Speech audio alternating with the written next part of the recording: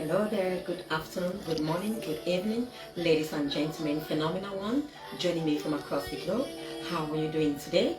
I hope you're doing wonderful.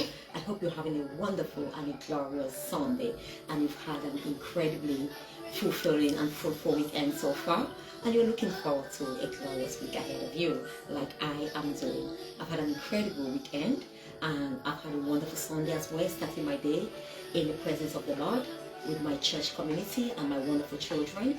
And I thought I would stop by here today, and of course my wonderful husband is not here with us, but he is with us in spirit. I am actually the wonderful, inspirational Dr. Sylvia Forchap-Likambi, 8 times international best-selling author, serial entrepreneur, founder, CEO or global chair of diverse companies, one of which are Likambi Global Publishing, Dr. Sylvia Likambi International, and Dr. Sylvia Likambi Health and Wellbeing Clinic, as well as the wonderful behavior change award-winning organization Voice of Nations that works to educate, empower, inspire, motivate, and transform young girls and women so they may unlock their full potential and step into leadership roles and having financial independence. I'm also the founder and global chair of Global Visionary Women Network, with a vision to unite visionary women from all walks of life and nations to educate and empower the ordinary girl child into extraordinary citizens of purpose. We are transforming followers into leaders and leaders into global agents of change. And today I thought I'll stop by to wish you an incredible weekend, Sunday. Above all, my goal this year, one of my visions this year, is to impact and transform 10 million lives. And I'm going to be doing this through my diverse workshops, programs, and of course books. This is the first of my series of books that I'll be releasing this year.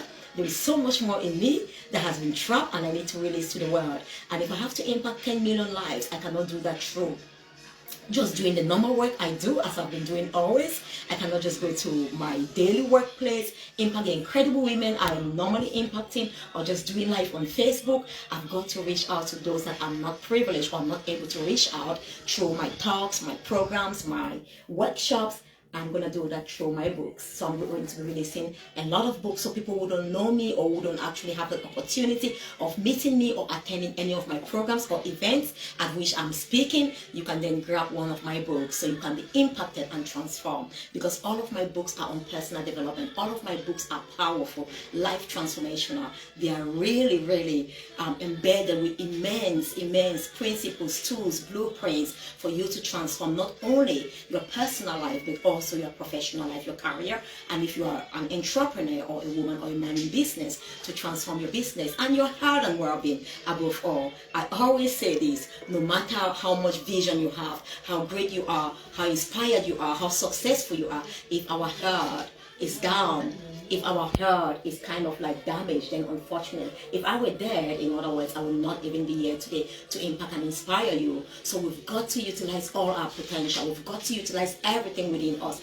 while we are still alive, and to use that, to use that to actually impact and transform those who are actually living or who are still here to benefit from our services. So it's important that we do everything we're called to do while we are still alive. And for us to do that, we must nourish our mental, emotional, physical, and spiritual health and well-being. Before I delve into this powerful blueprint that will enable you to overcome grief, it's actually medicine to your soul, is the ultimate antidote for grief. Antidote is something that neutralizes or it overcomes the negative effect of things that are toxic to us. So as a medical professional or researcher, I've used the subtitle, the ultimate antidote for grief, the unprescribed medication for grief. Doctors don't prescribe this, but believe me, if you actually follow these steps, if you actually bring in or cultivate a lifestyle of gratitude, you will be able to overcome grief. There are seasons in life. It's okay to grieve,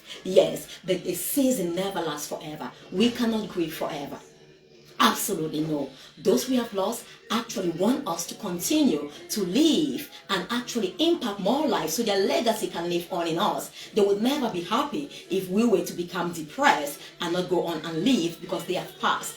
I'm sure most of them have lived their purpose. They have fulfilled their lives. If not, of course, some may not have accomplished their purpose, but that's for another time or another message or book that I will be writing. So today, I want to take you into this powerful book. Briefly, I'm not going to read an excerpt from this book tonight. because I'll be reading from it, you know, bit by bit, like every week. But today I'm not going to do that. So before I go on to that, I want to invite you, if you're in Liverpool, not only in Liverpool, we've got people from Leeds, we've got people from Manchester, Bradford, who have already booked for our Holistic Wellbeing Symposium, taking place next Wednesday, the 29th of January, 2025, from 11 a.m. to 1 p.m. at the Transformation Center in Liverpool, and that's in Linacre Road. If you are actually around in the UK, because I said I have people coming from out of Liverpool, I want to invite you. I want you to join us next Wednesday. It's a free event. We have some incredible experts. I'm one of the keynote speakers and experts, you know, leading authorities that will be present on the day to impact and transform your life. We'll also be doing the pre-launch of this powerful book. I'll be doing a talk how you can build an attitude of gratitude into your life so you can be able to heal, go through a healing journey, and live a fulfilling and purposeful life. Perfect. So this book, The Power of the Supreme Law of Gratitude, 1 minute please, 1 minute, I'll just be back.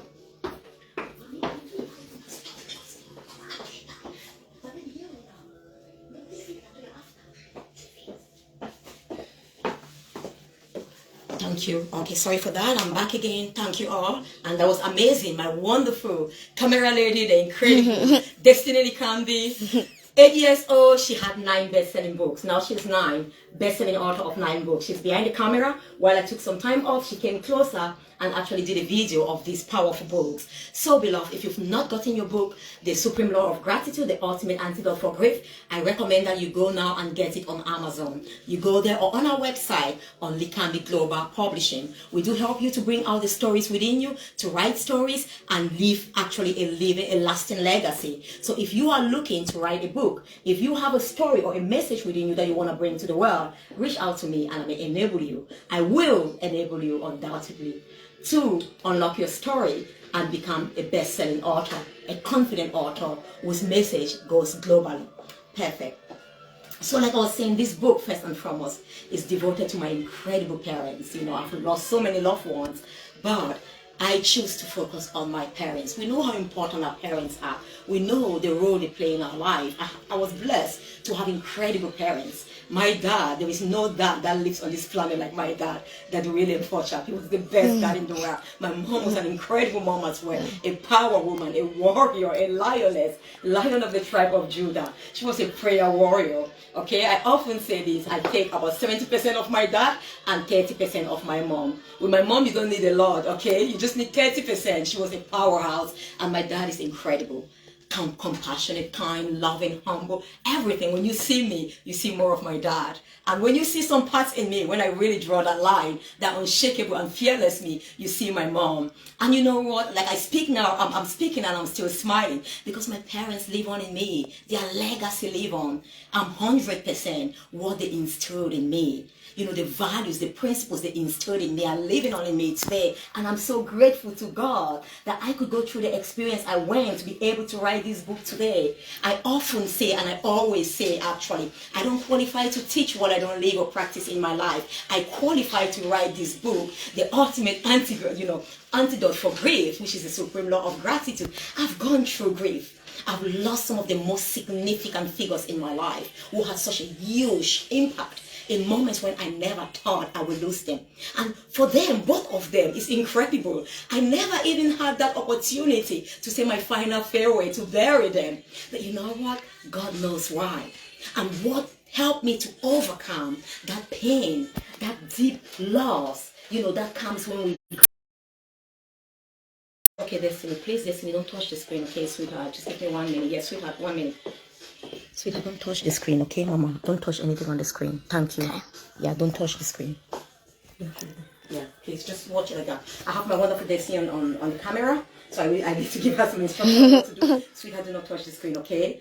Don't show me signals as well. I need to focus on my message, okay, my darling? All right. I know when you're doing your messages, sometimes, you know, you are my wonderful, incredible speaker. Destiny, please kindly take your hands off the screen, sweetheart. Do not touch the screen. Thank you so much, the wonderful Destiny. I need to focus on this message so I can finish this message and bless you as you listen tonight or today or this morning, wherever you are listening from. So I'm telling you, like, if I could overcome grief, it's like anyone who could succeed in this world. It means that every human can succeed. As simple as that. Every human, we are more similar than different. If you have people who succeed in the toughest of times, we know people who came from very poor homes. Destiny, my darling, do not touch the screen, sweetheart. Thank you, my darling. Awesome. Good girl. Just put your hand there like that. Thank you. We know people who come from extremely disadvantaged background. You know, poverty. And today, or before they exited this planet, they became wealthy, multi-millionaire. They impacted billions and billions of lives. So there is no excuse for any of us. I am the transformational speaker, individual, educator, who does not make excuses. And I don't allow my children, let me say my children, because obviously when I teach others, I mentor others, at the end, the ultimate decision comes from them. I cannot change anyone. You need to be willing to change, and then you can change yourself. I can only change myself. So, but what I'm saying is, I don't tolerate excuses in my life. Anything that is short of results, are excuses. Whatever way I put it, whatever way you put it, they are excuses. And I know one thing for sure. I am created by the magnificent God, a magnificent God. You are created by the magnificent God. He is success. He is the ultimate representation of success. He is omnipotent. He is the ultimate representation of, you know, all powerful, almighty, and all of that. And if we are created in his image, then you are exactly like him. Everything is embedded in you. He's giving you everything you need to accomplish your purpose, to thrive, to soar, to flourish.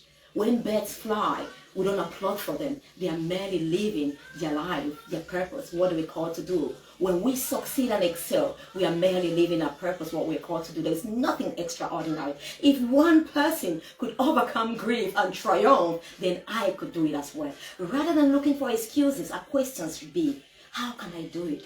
How did they do it? I always say this, if you want to win a race, you don't come to a loser. You don't go to a loser. You don't go to someone who will tell you, I've struggled for 10 years, I've been practicing, I didn't win. They are out of the lane.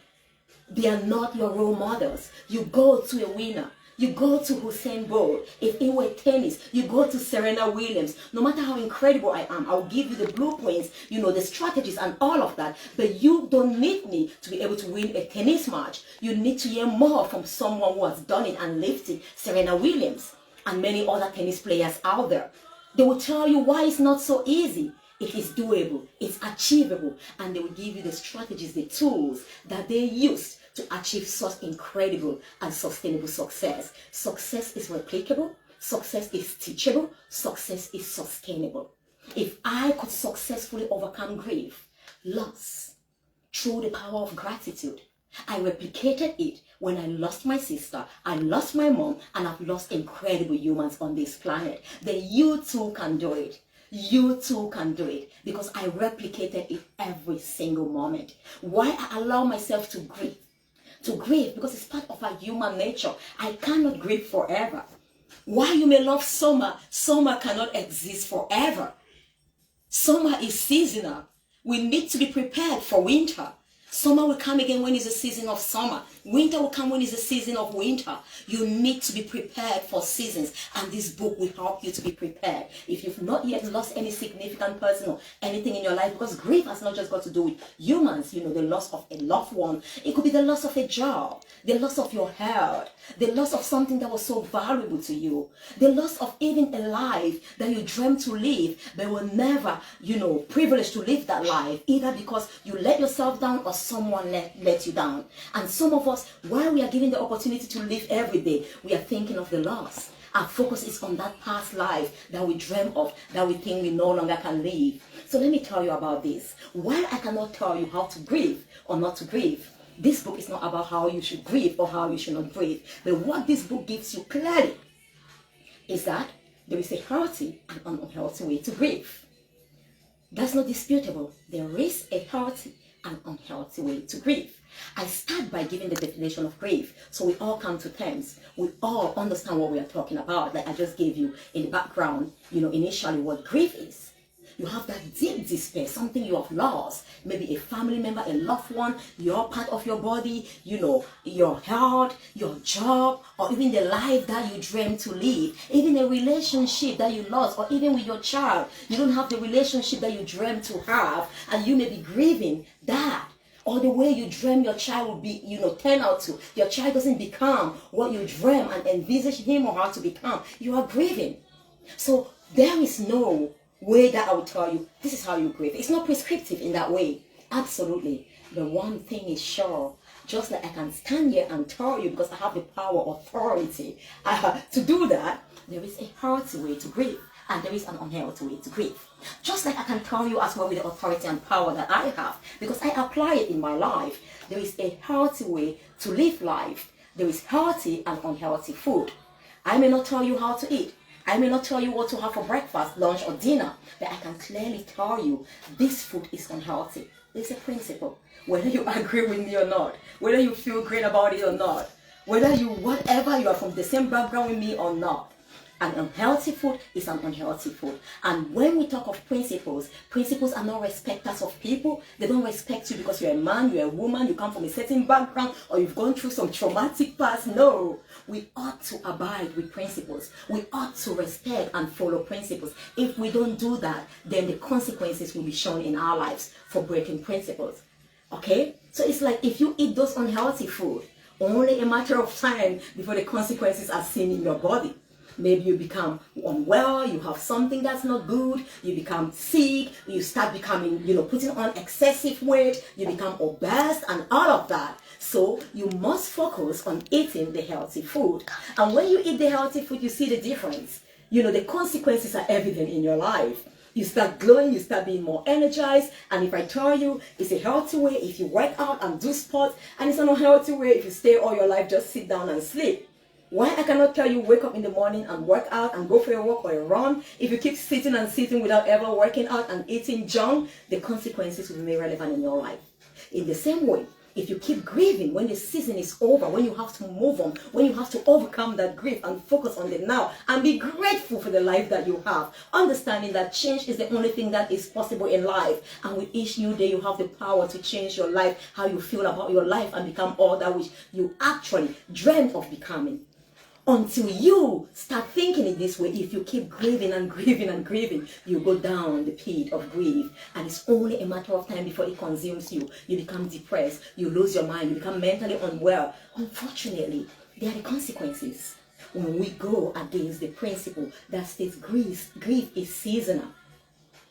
You can't be angry every single day of your life. It's only a matter of time before you have high blood pressure, hypertension, things start going wrong, and all of that. Absolutely. You have to work on that. Why I cannot say, oh, don't be angry, now do this. But if you love your life, then you know what? You embrace the lessons that will make you live a fulfilling, glorious, hearty life. Because when we live that, it shows, it is evident. Our light continues to shine. It's like, why I cannot tell you, the light doesn't tell you how to shine or how not to shine. When the light is present, the purpose of the light is to shine. And you turn the light on, it brings light wherever it is. The light doesn't speak of darkness. When it steps in, it engulfs darkness. It takes over. It's not afraid. And nobody can stumble and fall because the light is present. You don't light a light and hide it under the bed. You put it out there so he who walks into that room will walk and see the light and not stumble and fall. So it's the same thing. This book is all about principle. It's all about scientific evidence. There are so many research that I've quoted here in this particular book. Research studies that have shown the power of gratitude in overcoming anxiety, stress, and depression. Because when you are grateful in your life, your cortex, your frontal cortex becomes enlightened. So many changes go in within your nervous system. You release more dopamine, more serotonin, the feel-good hormones. So it is powerful. It is scientifically proven. It's not whether I like it or not. It's not whether you accept with me or not. It's not whether you share the same beliefs or faith with me or not. It's like when you work out, whether you believe in God or not, whether you believe in me or not, or you know me or not, it's not my principle. It's the principle that governs our existence and health and well-being. When you work out, there are some microscopic changes before you even realize it at the level of weight loss. You become healthier. Serotonin, endorphins are released. You feel greater. Your blood is being cleansed. And then there's just so many things that happen. So it's exactly the same way. Studies have shown the power of gratitude. They've even done some research where they got a group of women not women, sorry, individuals who were going through like difficult times. They got together and they actually gave them, journals every single day to write out the things they are most grateful for. In other words, to have a gratitude journal. And then some who were writing the things that they don't like in their lives, all the wars and troubles they were going through. And over time, they realized that those who were keeping the gratitude journal, they got well. They responded better to therapy, and some of them actually had to stop the therapy because they became well and they overcame grief. Their depression was reduced, their anxiety was reduced. So it is powerful. And let me just explain the principle that governs gratitude. Simply put, what's gratitude? Gratitude is simply appreciation for what I have, what I believe I will have, or I have faith that I will have. Whether I have it or not, I can thank God for what I'm asking Him for. When I was not having a child yet, I would thank God when I decided to have a child, every morning for my child. When I became pregnant, I had not given birth to that child. Every single day, I would thank God for the child in my womb. I would bless that child. So you thank God, you are thankful, you are grateful for the things that you expected, you are expectant. You are grateful for the things that you see that you're going to have. The things that you already have in your life, or that you are confident you're going to have, or that you believe that will be coming and enriching your life, for the abundance that's yet to flow into your life. That's gratitude. Gratitude, in other words, is focusing on our blessings rather than on the losses. Grief is the exact contrary. If you permit me, I use myself a lot as an example because I don't want to say to anyone you are ungrateful, but I qualify. I'm honest. I'm very, very honest. I have deep inner reflection with myself, and if I'm going wrong, I tell myself I'm going wrong and I need to bring myself to order. If I have made plans, I need to stay healthy. If I start eating junk, I'm like, hey Sylvia, enough of this now. If I stop working out after a few days, I'm like, enough of that. You need to go work out. Not because you want to lose weight, but you know the benefits of working out and having a healthy life or lifestyle. So actually, when you are grieving, you're focusing on the loss. Okay? Let's assume I've lost something. I'm going to keep this book now out of the screen. Okay? I've lost this wonderful, powerful book, The Supreme Law of Gratitude, the ultimate antidote for grief. It's gone. I've lost my book. Where's my book? Okay, I'm looking for my book. Destiny, have you seen Mommy's book? I don't know. Oh my goodness, Mama. I kept it somewhere and it's lost. I can't find it. Oh, and I really need it today. Have you seen my book, The Supreme Law of Gratitude, the ultimate antidote for grief? I think I saw it on the couch. Oh, can you look for it? Is it there? Yeah, oh, it's over no, there. I can't see. It's not there, Mama. Oh my goodness. I'm looking for my book. This is day 1, day 2, day 3. I've lost my book. Oh my goodness, I've lost that particular book. I loved it so much. I've taken notes in that book. Look at me, look at the expression. It's all what I've lost. Oh my goodness. And then maybe Destiny tell me, but Mommy, you have other books there. You have other power of gratitude there. Yep, you do. Oh, Destiny, but you know what? That particular book was so important to me. I took all my notes. I used it wherever I went to. It was so powerful. I put some notes there. I wrote some of my experiences there. I need that particular book. I'm not really happy about this experience. Yes, but still, you can try to remember what you put in that book, and you can put it in this book. You're right, darling. It's the same. You have thousands of copies. You're right, darling. It took me so much time to fill up that book. The time, the effort. It's always good to try again. Actually, don't even try. It's always good to do again, because all your hard work that was used on that, you can work even harder. I know, I understand, Destiny. You can't understand me. You need to be in my shoes to understand. You don't know what it means to have written everything that you have learned in your life on your book and then you lose it. I've lost so much things that are really important to me. And look at me now. I'm smiling. I'm living you. Oh my goodness, I know. Thank you. Come on, a hand of applause. Sometimes you have to forget about the past and get to the new. Oh, wow. What an incredible lady. That's it. My daughter has given you. That was a great example. You see, all this time I was focused on what I've lost. My energy is on what I've lost. It drains, it sucks my energy. And it's never going to be found. I can't find it. I can make all the excuses. Destiny kept telling me, look at the present. You can do it again. It took you to write whatever you wrote in that book. Look behind you. You've got 6 other books right here. Power of Gratitude, the Supreme Law of Gratitude. Why are you focusing on one single book? And I was making all of the excuses. I've written on it. That's exactly what we do in life, beloved. I'm telling her even, you need to be in my shoe. No, destiny does not need to be in my shoe. There are some principles in life.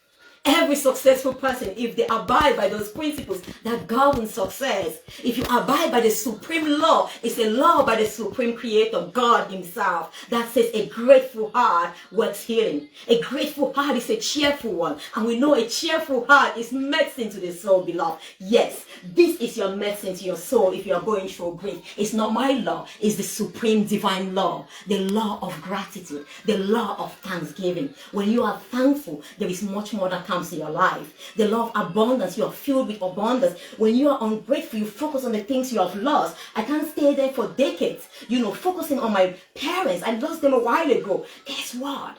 I will never find them. They cannot come alive again, but they live in me. And because I'm focused on looking that they've gone, maybe I go to that grave every day. They are on the grave, never to rise again, never to come alive again. What happens? I am drained. My energy is sapped. A broken heart saps your energy.